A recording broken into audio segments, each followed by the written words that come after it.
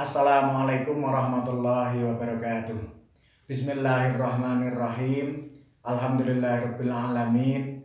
Wassalatu wassalamu ala sayyidina wa maulana Muhammadin wa ala alihi wa sahbihi ajmain. Amma ba'du. Selamat bergabung kembali di channel Ngaji Kitab Online bersama saya Muhammad Yasin dari Kudus, Jawa Tengah. Pada video kali ini kita akan belajar kajian fikih praktis kitab Fathul Qorib tentang hal yang mewajibkan mandi, yaitu keluarnya mani, dan juga penjelasan tentang ciri-ciri mani dan juga madhi dan wadi. Langsung saja mari kita mulai. Bismillahirrahmanirrahim. Wa minal mushtaraki inzalun.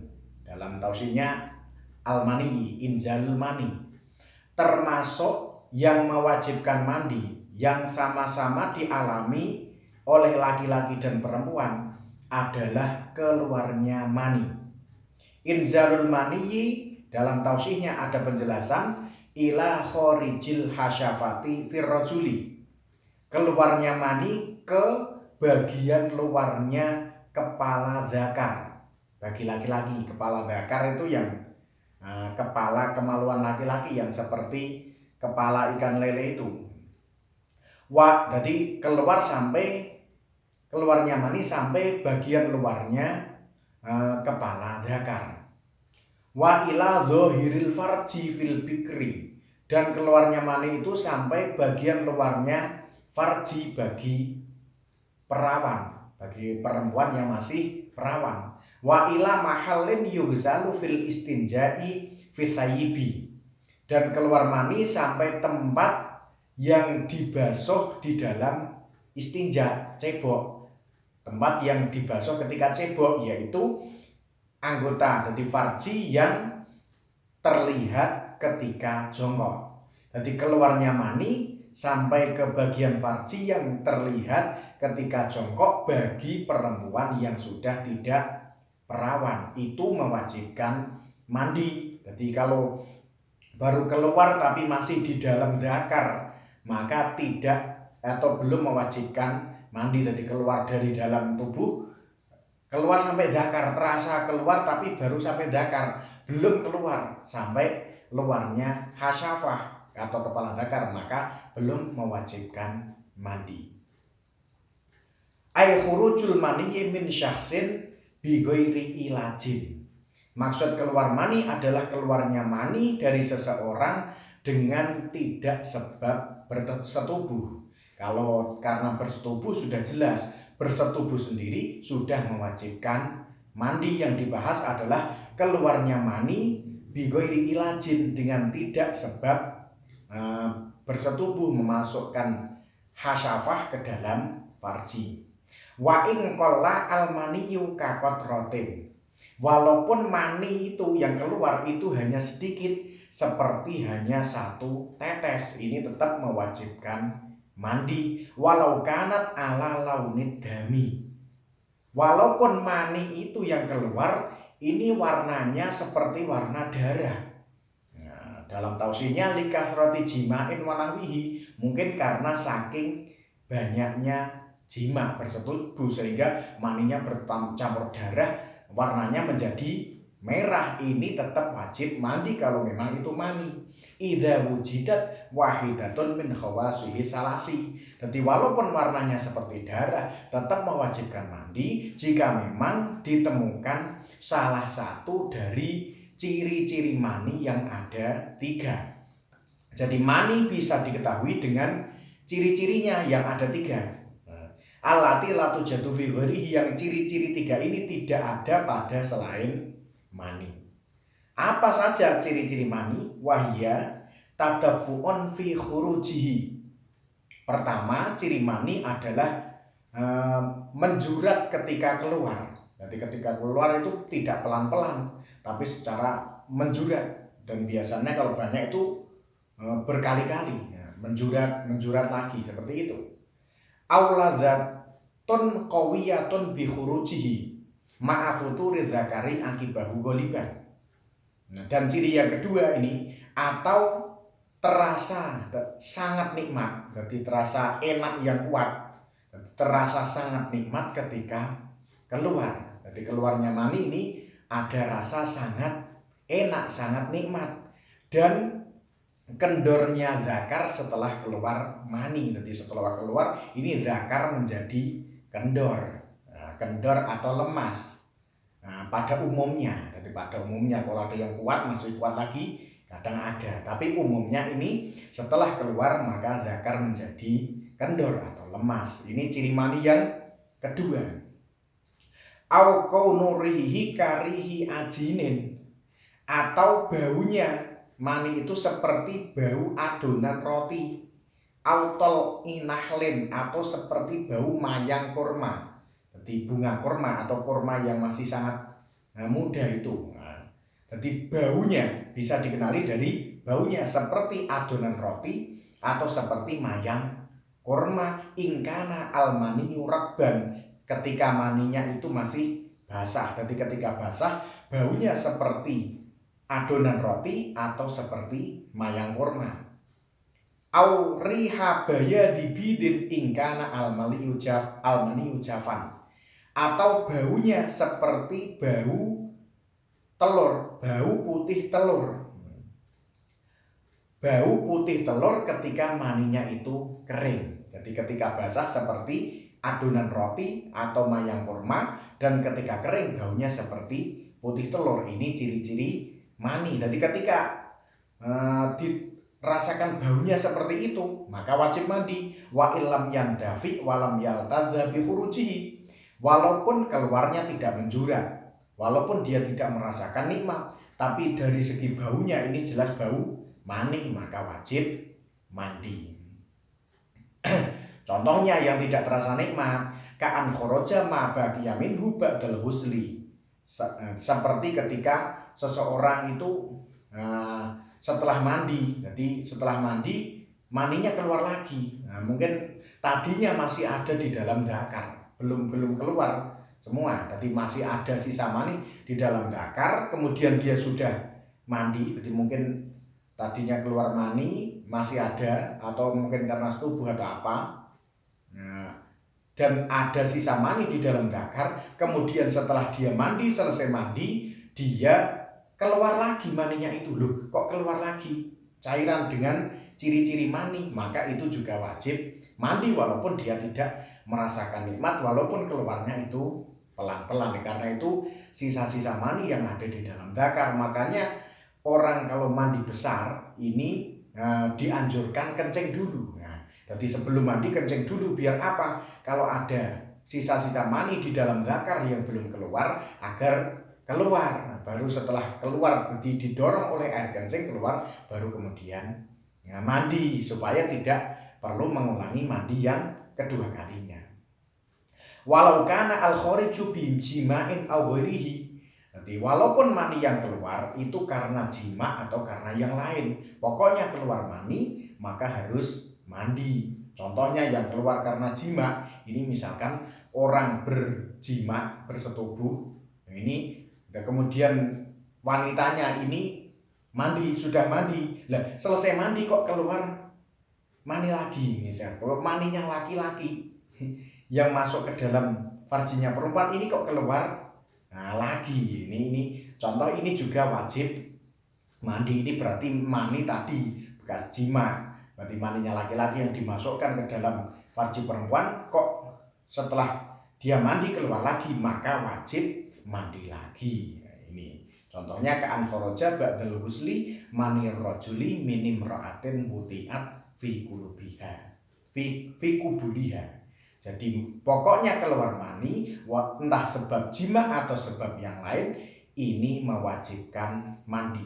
Fiya qodotin au naumin, baik mani itu keluar ketika bangun, maksudnya bangun ini tidak tidur, atau ketika tidur. Ini sama, ketika bangun atau ketika tidur kemudian bangun tidur kok dia melihat, oh di sarungnya ada mani, berarti dia wajib mandi. Walau bigoiri ihtilamin, walaupun keluarnya mani waktu tidur ini bukan karena mimpi basah.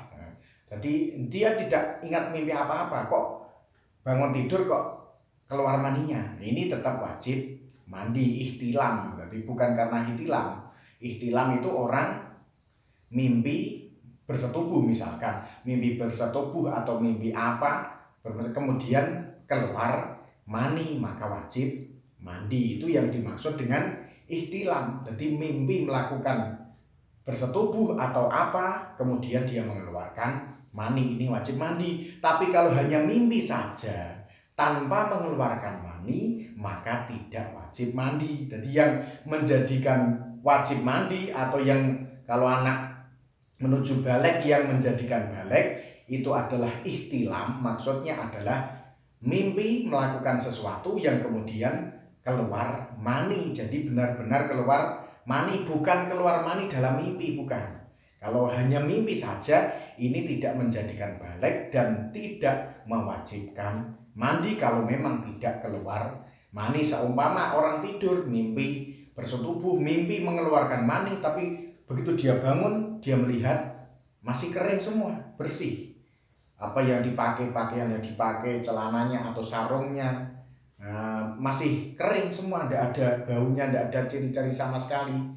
Di kemaluannya juga masih kering, bersih, tidak ada tanda-tanda keluar mani sama sekali, maka itu tidak mewajibkan mandi. Jadi yang mewajibkan mandi adalah ketika betul-betul keluar mani. Bisyahwatin au ghairiha, baik mani itu keluar dengan syahwat atau tidak dengan syahwat. Lakin la budda min wujudi ihdal khawasil madhkurati. Nah, jadi walaupun tanpa syahwat tetap wajib mandi, akan tetapi harus ada salah satu dari ciri-ciri mani, tidak tiga tadi harus ada. Harus ada, ketika dijumpai salah satu cirinya baru dia wajib mandi. Ketika tidak ada ciri-ciri mani sama sekali, maka tidak wajib mandi. Karena yang keluar dari dalam dari farji atau zakar itu belum tentu mani, ada kalanya mandi, ada kalanya wadi. Jadi harus mengenali, kalau tadi sudah kami sebutkan ciri-ciri mani, ada juga selain mani yaitu mandi dan wadi. Nah, kalau mani itu suci dan mewajibkan mandi, tapi kalau madi dan wadi itu tidak mewajibkan mandi tapi hukumnya najis. Nah, ini saya bacakan dalam Fathul Mu'in, ini saya baca bahwa i'anatul thalibin. Nah, wa madiyin termasuk hal yang najis ini adalah madi. Nah, madi itu apa? Wa huwa ma'un abyadu au asfaru raqiqun yakhruju ghaliban inda thawrani syahwati bi ghairi syahwatin qawiyatin.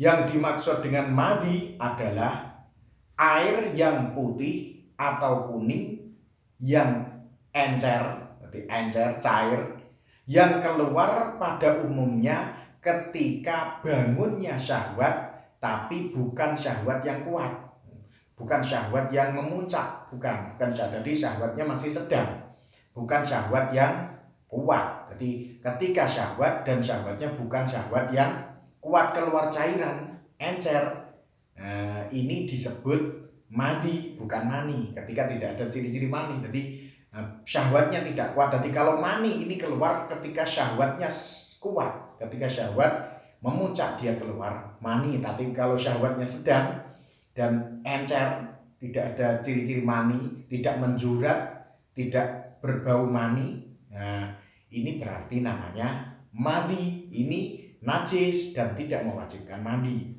Wawadiyin, dan ada juga wadi. Wahwa ma'un abyadu kathirun fahinun yakhruju ghaliban aqibal bauli au inda hamli syai'in sakilin. Wadi adalah air yang putih, keruh, kental, yang umumnya keluar setelah kencing atau ketika membawa sesuatu yang berat. Ini disebut wadi. Jadi mirip dengan mani, tapi di sini hanya segi warnanya saja, baunya tidak, rasanya juga tidak ada rasa syahwat yang kuat, syarat nikmat tidak ada, tidak, baunya beda, jadi keluarnya tidak menjurat, jadi cairan putih yang keluar tidak seperti mani. Jadi setelah kencing atau ketika membawa sesuatu yang berat, itu disebut wadi. Jadi kalau sekarang seandainya ada cairan keluar dan seseorang ini ragu, kok ada putih-putih kental ini apa, atau ada cairan, dia ragu-ragu apakah itu mani. Jadi ketika tidak dijumpai ciri-ciri mani, kemudian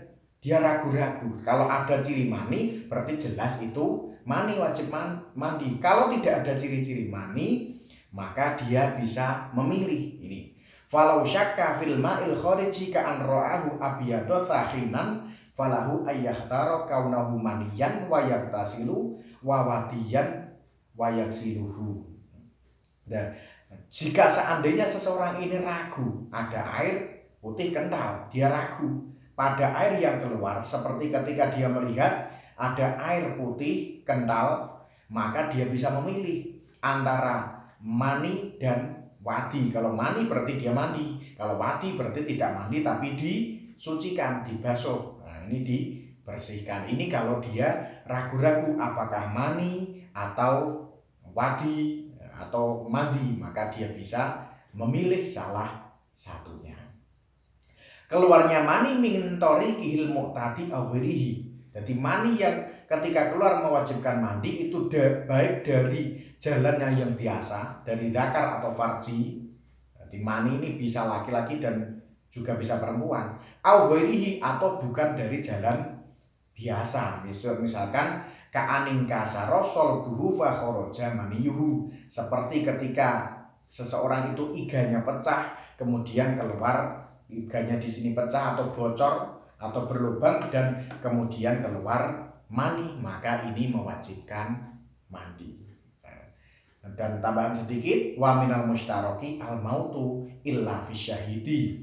Dan termasuk yang mewajibkan mandi adalah mati kecuali matinya orang yang syahid. Nah, syahid dunia akhirat ini, maka syahid dunia akhirat ini tidak perlu dimandikan, tidak mewajibkan mandi. Demikianlah belajar kita untuk kali ini, semoga bermanfaat. Kurang lebihnya mohon maaf. Wallahu a'lam bishawab. Wassalamualaikum warahmatullahi wabarakatuh.